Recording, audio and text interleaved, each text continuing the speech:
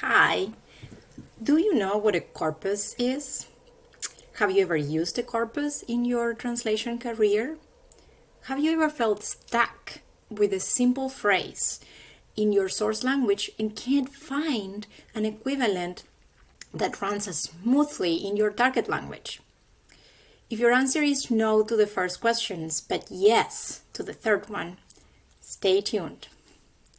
When your dictionaries, glossaries, and Google searches and other terminological tools can't help you get a seamless translation, and when your brains are fogged up, you may end up with an accurate but clunky phrase that does a disservice to your clients.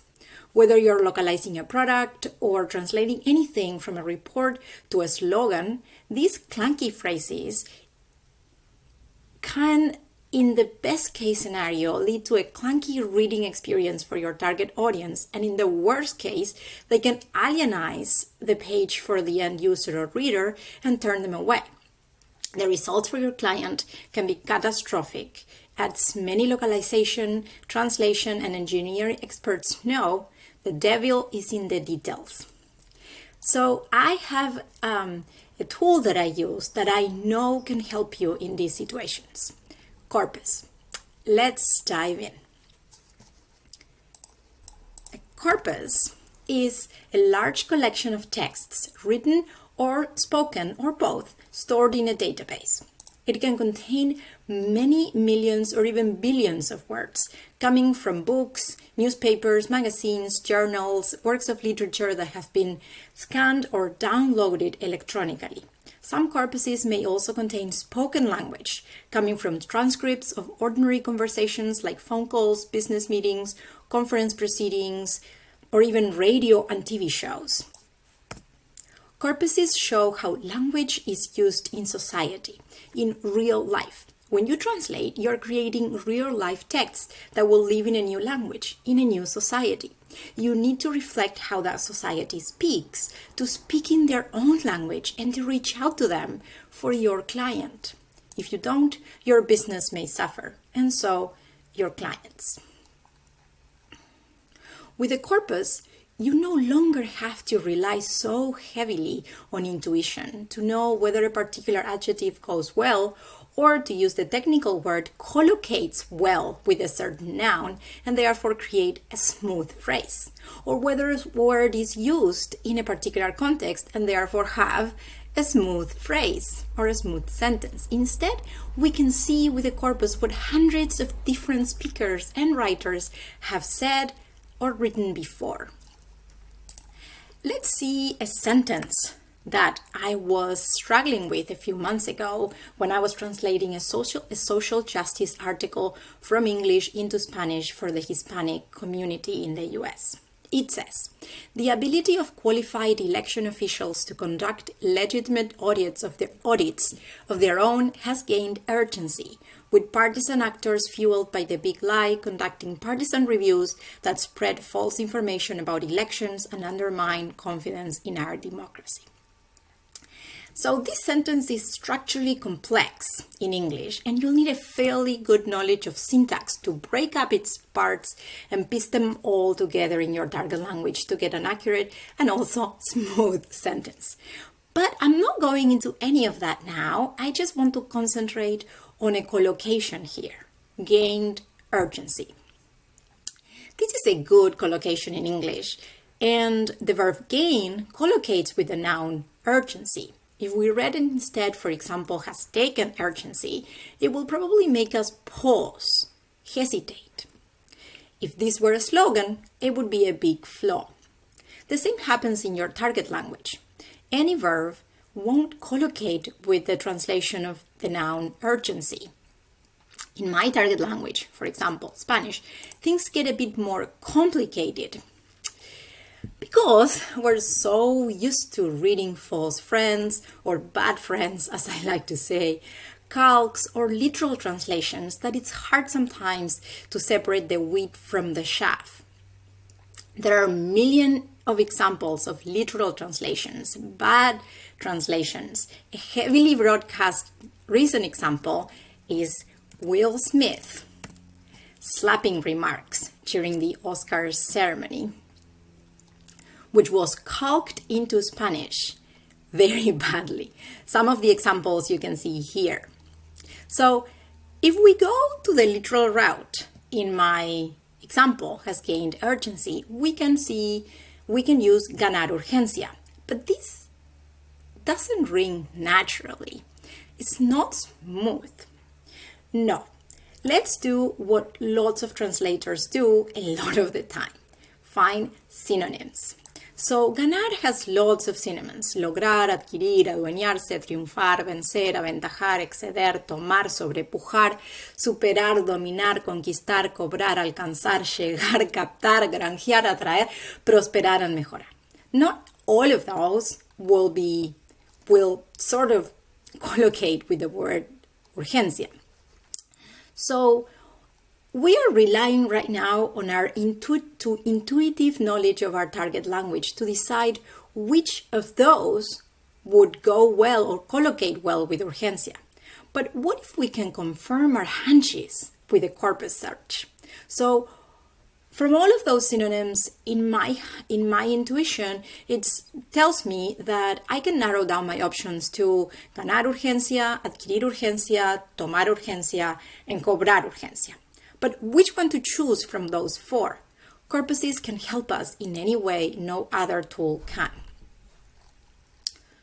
So let's see an example of a corpus. I'm going to show you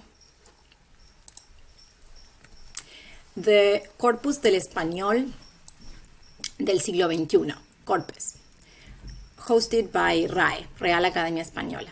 This is a corpus that contains written texts from 2001 to 2020, so 20 years, very contemporary. So let's try our first option. We said ganar urgencia, which was a literal translation. So I want to do ganar here in the lemma. And I also, because I want to try it with urgencia, I need to do the proximidad. So the proximidad will give me the option of searching for another word and say this word will be near my first search, which was ganar. So I'm going to do urgencia here. And I'm going to say, because Spanish is very flexible in its structure, I'm going to say that the distance between urgencia and ganar can be 5 words. And it can be either to the left or to the right. So I'm going to do concordance and I'm going to search for that phrase and see if I can get something. So as you can see, there's only one sentence in which I can see the word ganar and urgencia in the same place.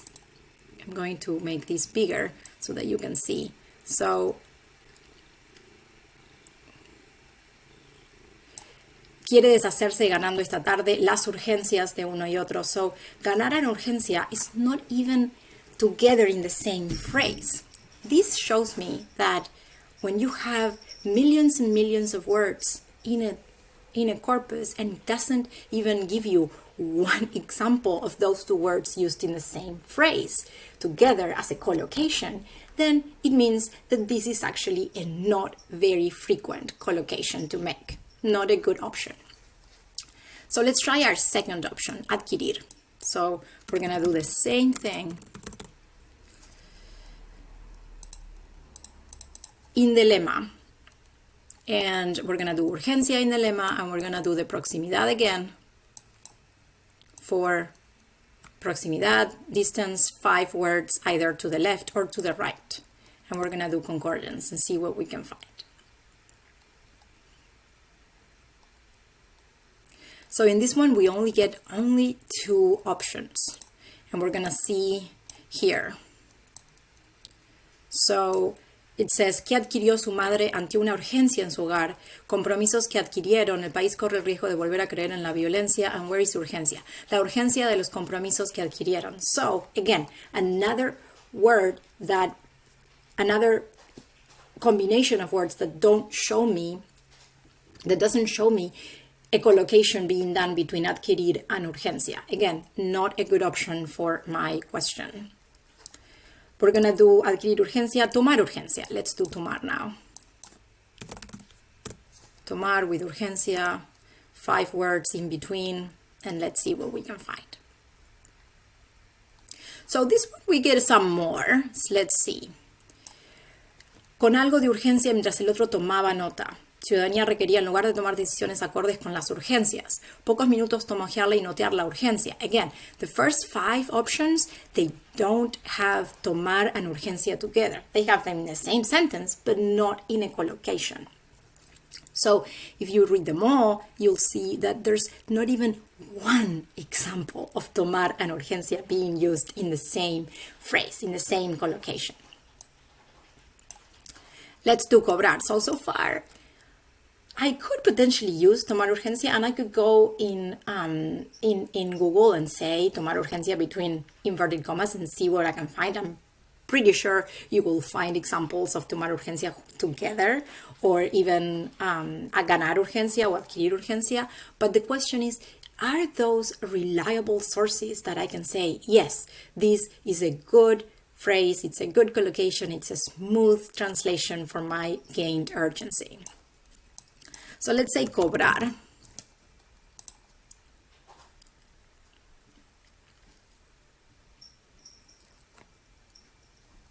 So we don't have so many, but let's see. So, por cuanto hoy cobra mayor vigencia y urgencia. So we can see we have our first match where we can say cobrar urgencia as a collocation. No les cobramos por las atenciones de urgencia, that one is not.